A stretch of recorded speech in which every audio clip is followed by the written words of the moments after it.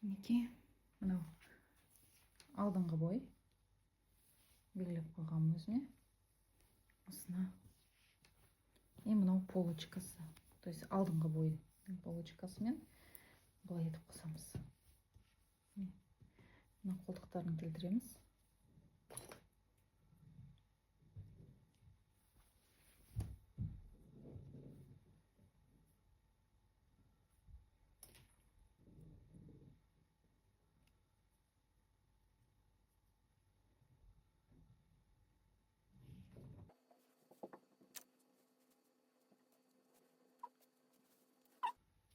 Артқы бойды аламыз да, былайынан қосамыз. Мына қолтықты былай аламыз да. Осылайынан енді артқы бойды қосамыз. Қолтығын келтіреміз артқы бойдың да. Бір-біріне мінекей, оң қарат, оң жағын.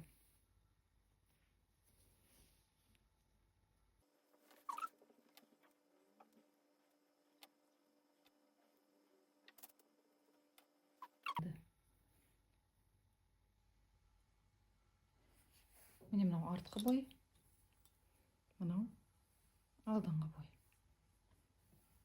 Енді осыны біз оверлокпен тігіп шығамыз. Мінекей мына арты тігілді. Енді алды да бірдей етіп стыковать етіп аласыздар.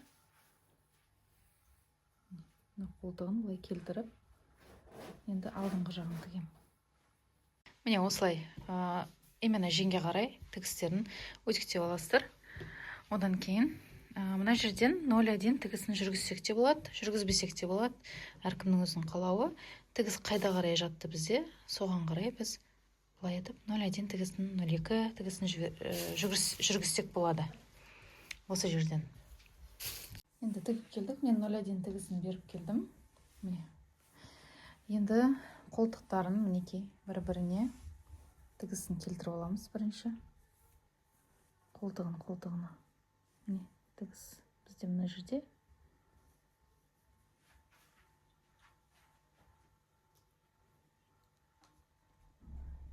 Келтіріп аламыз.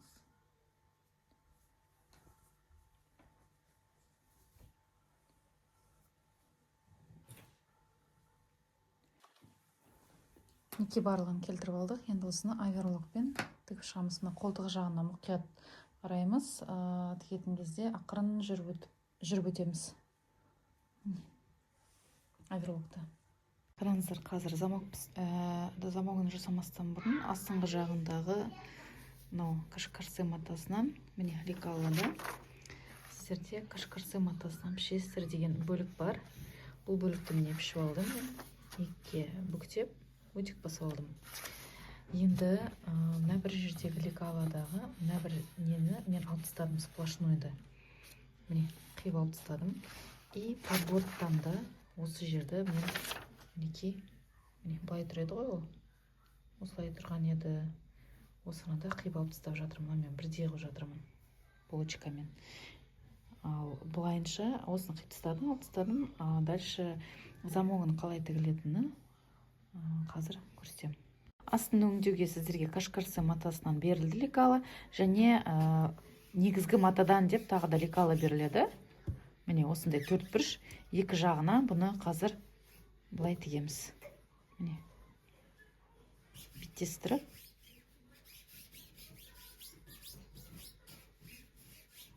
осылай тігеміз.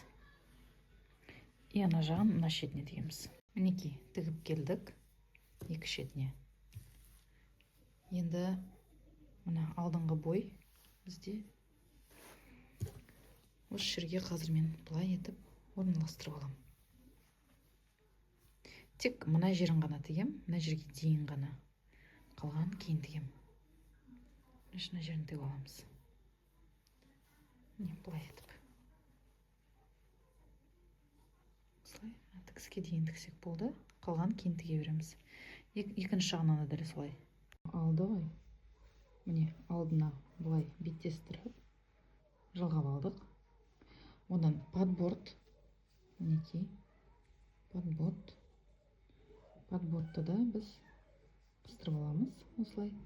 Міне подбордтың жатуы бер совпадать етіп келу керек, иә. Мынаны ыстырып аламыз. Қазір осы жерден тігіс жүргізіп келеміз. Мінекей мен тігіп келдім. Мына подбордты қосып тіктім. Мына жерін тіктім.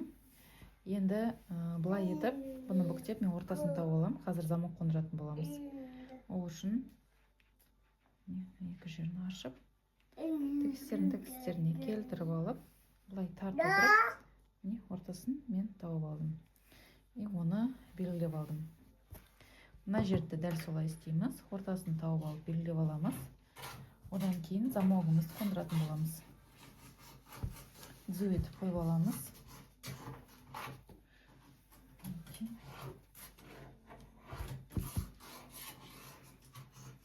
Енді замогымызды аламыз.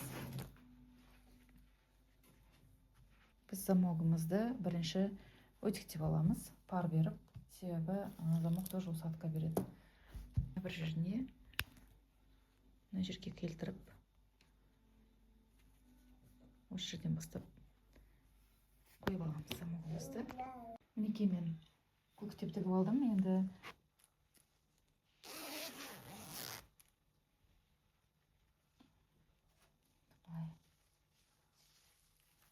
жатқызып,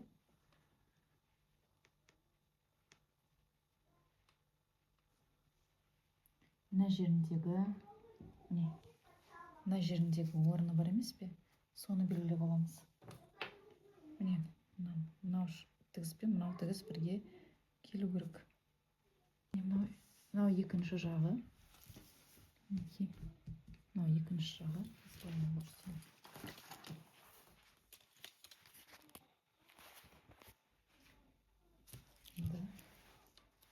Мынау бізде былай тұрды ғой. Былайынан әкеп қоямыз. Мынау зубчиктікі бақа жоғары көтеріп тастаймыз. Мынау бізге былай келу керек. Мына жері былай келу керек. Міне. Мынау тігіске келу керек.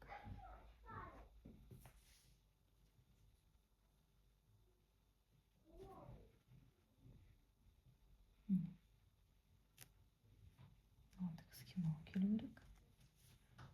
Мына жерге мынау келеді бізге.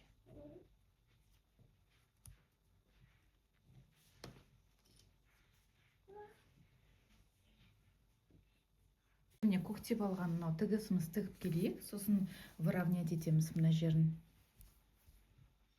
Мінекей қолмен тігіп, мен қарап тұрмын. Енді қазір былай болады, мынау былай болады. Тігістері келіп тұр. Мынаны тіккеннен кейін подбордты жауып, сразу тігіп тастасақ та болады.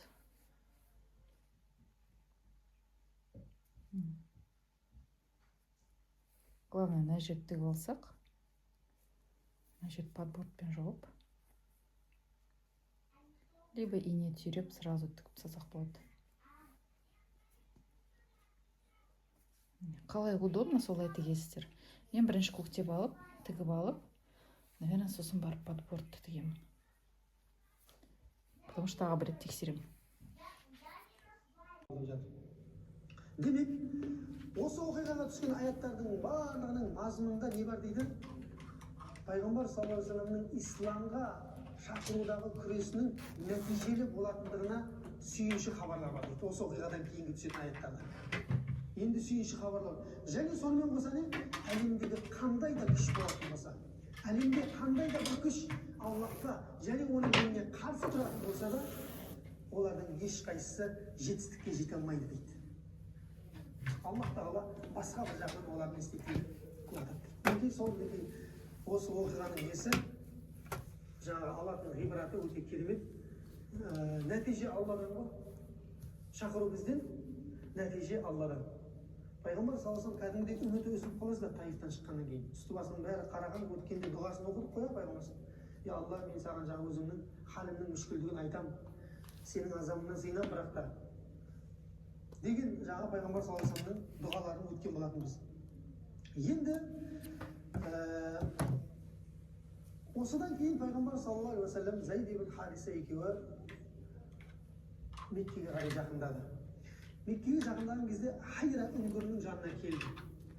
Сол кезде Зайд ибн Хариса айтты ғой, Алланың елшісі, енді біз Меккеге қалай кіреміз деді. Меккеге біз енді қалай кіреміз? Өйткені кеше Таифтағылар не істеді? Хабаршы жіберіп қойды, Меккеге күтіп отыр Меккедегілер бұлар. Сыртқа шығып кеткен ғой, Таиф. Сонымен қалай кіреміз деді пайғамбар саллаллаху алейхи уассалам Зайд ибн Харисаға айтты ғой, ей Зайд деді. Ақиқатында Аллах Тағала осы қиыншылықтан шығатын жеңілдікті, әрі бұл тығырықтан шығатын жолды бізге нәсіп етеді деді. Енді қиналып тұр ғой, қазір барсақ бірдеңе күтіп тұр бізді. Екеуі я жақсылап таяқ жейді, немесе өлтіріп тастауы да мүмкін екеуін де. Шығып кеткендігі үшін Меккеден тысқа. Сонда пайғамбар саллаллаху жұбатып жатыр, ей Зайд ибн Хариса деді, ей Зайд деді. Ақиқатында Алла бұл іске жеңілдік, әрі бұл тығырықтан шығатын жолды Алла нәсіп етеді бәрімізге. Және Аллах Тағала өзінің дініне қолдау көрсетеді дейді. Сен ешқандай қорықпа. Бұл дін Алланікі. Алланың діні, менің дінім емес, сенің дінің емес. Алланың діні. Сондықтан Алла бұл дінге қолдау көрсетеді және өзінің пайғамбарын міндетті түрде жеңіске жеткізеді деп айтты. Сол кезде Зайд ибн Хариса не істеді? Көңілі тынышталды дейді. Шынымен оқиғаның ішінде сіз егер болсаңыз өзіңіз үлкен бір қауымға кіріп бара жатсыз. Кәдімгідей олардың барлығы сізге қастан ұйымдастырып қойған. Қиын барлығы. Сондықтан пайғамбар саллаллаху алейхи вассалам сол кісіге не істеді? Зайд ибн Хариса осындай керемет жұмсақ тәтті сөздерін, жаңа тыныштандыру сөздерін арнады. Зайд ибн Хариса тыныштап кетті. Сөйтіп Меккеге жайлап. Егер де кімнің саусағының ұшы тиетін болса Мұхаммедке дейді, мен оған қарсы соғысашам дейді. Мутайм ибн Ади айтады. Сөйтеді де пайғамбар саллаллаху алейхи вассалам сол жерде Қабаны тауап қылады, сөйтіп 2 ракағат намаз оқиды, сөйтіп үйіне қарай кетеді. Сол аралықтың барлығында пайғамбар саллаллаху алейхи вассалам үйіне дейін барып келді. Сонда Абу Жахил айтты дейді ғой, ей Мутайм, сен шынымен қорғанын алып жатсың ба Мұхаммедті, әлде соның артына ілесіп кеттің ба деп айтады. Енді Мутайм ибн Ади ілессе, демек оның артына үлкен қауым ілеседі. Содан қорқып жатыр Абу Жахил. Сөйтті де не деді? Абу Жахил, менің ісімде сенің шаруаң болмасын деді ғой. Менің ісімде сенің шаруаң болмасын деді. Демек, ешкім бұған несен қарсы тұра алмайтын кісі екен. Мутайм ибн Ади. Өкінішке орай ол кісі сол өзінің енді ата-бабасы ұстанған деп айтады ғой. Сол жахилият надандық дәуіріндегі сенімінде дүниеден өтеді. Бұл кісі пайғамбар саллаллаху алейхи вассалам айтады, ертең арада 3-4 жылдан кейін Бәдір деген шайқас болады, тарихтағы өте ұлы шайқас. Сол Бәдір шайқасында көптеген меккеліктер тұтқынға түсті, 70-ге жуық. Сонда пайғамбар саллаллаху алейхи вассалам айтқан екен, егер де сендердің барлықтарыңды дейді, Мутайм ибн Ади келіп менен сұрайтын болса дейді, ей Мұхаммед мыналарды азат етші, онда барлығыңды ешқандай мұқабил дейді, ондай қарымтасыз барлығыңды азат етіп бостандық берер едім деп айтқан екен пайғамбар саллаллаху алейхи вассалам. Демек, қандай адам пайғамбар саллаллаху алейхи вассалам құзырында? Өте құрметті адам болған. Қиын қыстау кезеңдерде пайғамбар саллаллаху алейхи вассаламға жәрдем берген, бірақ өзінің сол баяғы сенімінде дүниеден өткен Мутайм ибн Ади деген кісі екен. Одан кейін пайғамбар саллаллаху алейхи вассаламның енді подборды біз бірге тігетін боламыз. Қазір процесс видеодан қарасаңыздар болады. Хаула деген әйел адам келеді. Осман ибн Назғун деген кісінің әйелі. Хаула деген әйел адам келеді де, Алланың елшісі, осылай Хадиша дүниеден өткеннен кейін жалғызсырап жүре бермексің ба дейді. Жалғызсырап жүре бермексің ба? Ана жақта кім Сауда келіп жатыр елге дейді.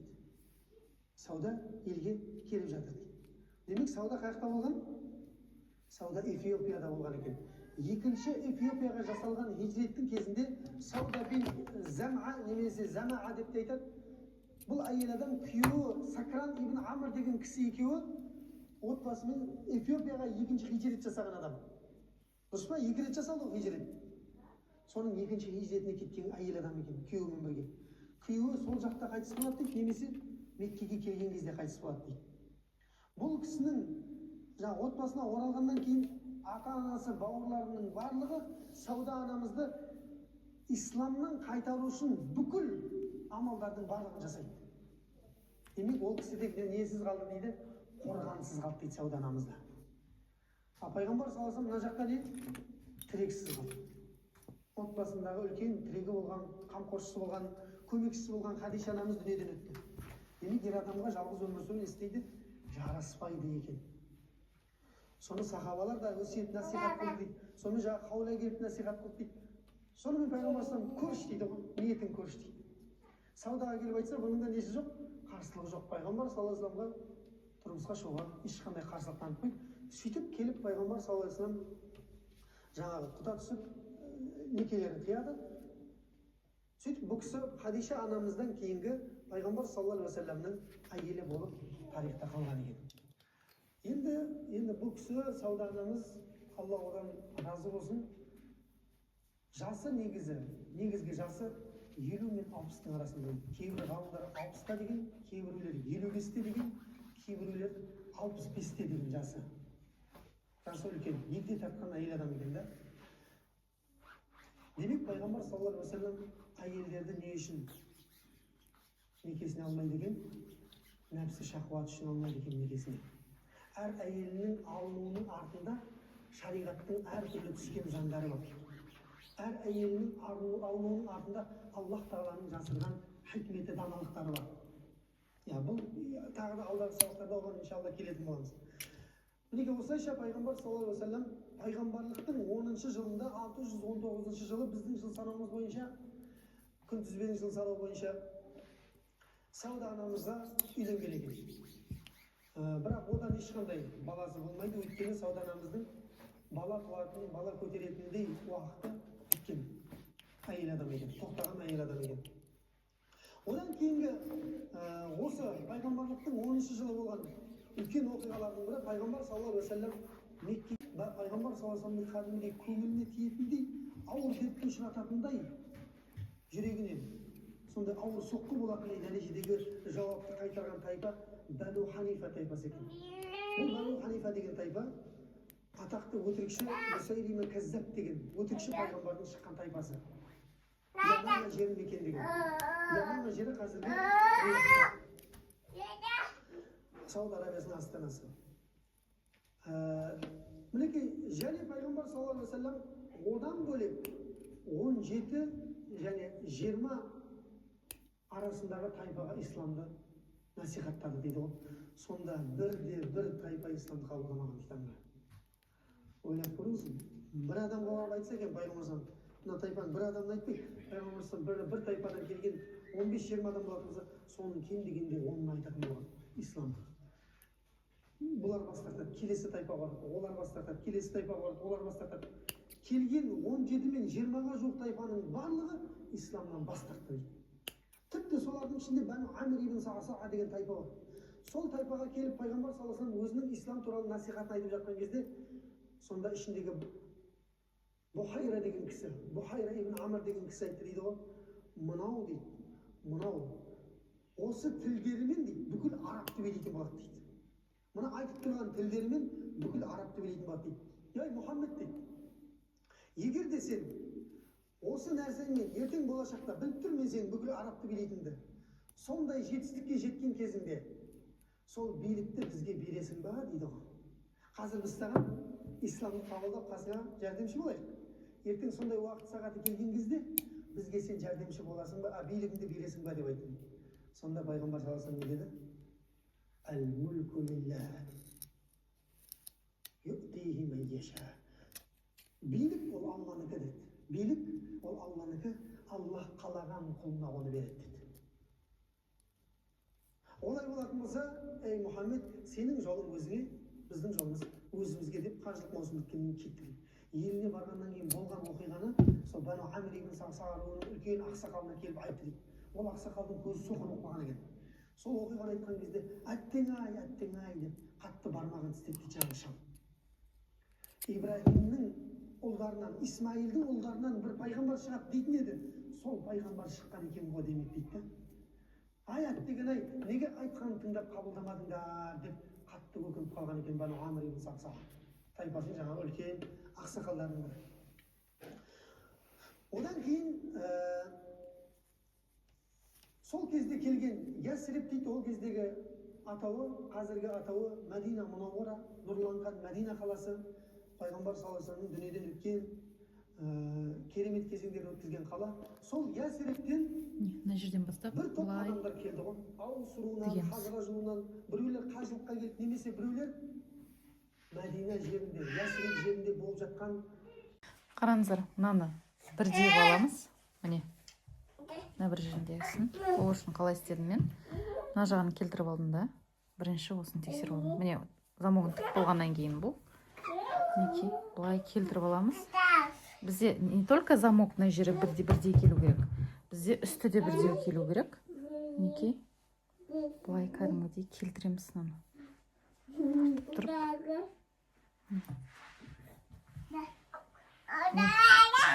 Осылай келтіріп аламыз. Керек емес лишний жерін қиып тастаймыз. Мына жерде лишний. Мінекей. Бұлар келу керек бізге.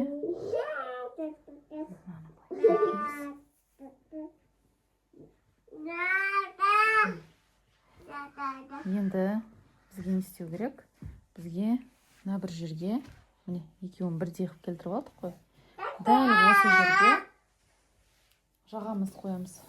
Міне мынау жағамызды біз қалай қоямыз? Міне мына шетіне мынаны келтіріп аламыз. Прям мынау бір жаға, мынау екінші жаға, оң жаға және сол жаға, иә? Осыны міне былайынан кішкене кіргізіңкіреп келтіріп аламыз. Себебі ол жылжып кетуі мүмкін. Мінекей.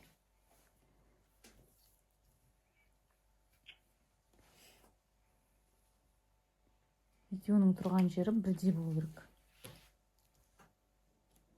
Мынаны теріп алайық.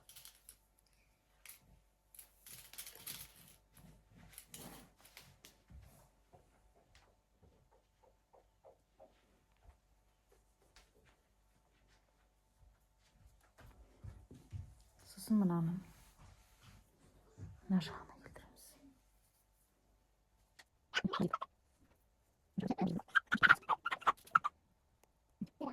Қадағалаймыз. Бірдей екендігіне көз жеткіземіз. Негізі осы жерді қолмен тігіп алған жақсы. Жылжып кетеді әйтпесе. Қолмен тігіп бір қарап жүрген жақсы. Мына жақтарын уже келтіріп, ортасын белгілеп қойдым. Мінекей, ортасын былай тауып аламыз. Міне бізде ортасына келтіріп аламыз. Міне. Осылай созу арқылы түйреп шығамыз.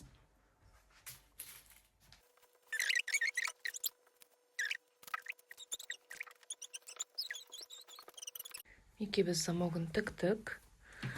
Мына жерін міне обработали. Енді мен мына жерден қазір қиып тастаймын да, потому что мынау лишний, лекаладан тоже алып тастаймын. Мынау лишний прям. Онда қиып тастай салам. Мен былай тігіп қойдым, чтобы өтіктеуге оңай болу үшін маған. Өтіктеймін, сосын отделочная строчка көреміз, жүрем ба, жүрмеймін ба. Сосын мінекей резинкасы дайын жерлері. Енді оверлокпен өтемін. Оверлокпен өткеннен кейін киперная лентамен мына жерін бірінші мен қалай тігемін соны көрсетіп жіберейін. Бірінші киперная лентаны алып, мен былайынан үстінен, бірінші былай тігемін да, үстінен, кейін оны жатқызып былай тігемін. Бірінші мынадағы отдельно тігіп аламын, осылай. Одан кейін жатқызып былай тігемін. Бірінші қазір оверлоктап шығамын. Сонымен болды, дайын болды біздің изделиеміз. Мынаны тоже былай қаратып, мынаны кішкене былай айналдырдым да. Осылай қаратып, мына жерге өткенімше өттім. Солай тіктім. Енді оверлокпен де былай мына жерге дейін өтуге тырысыңыздар. Солай оверлокпен өтіп шығамыз енді. Сонымен болды.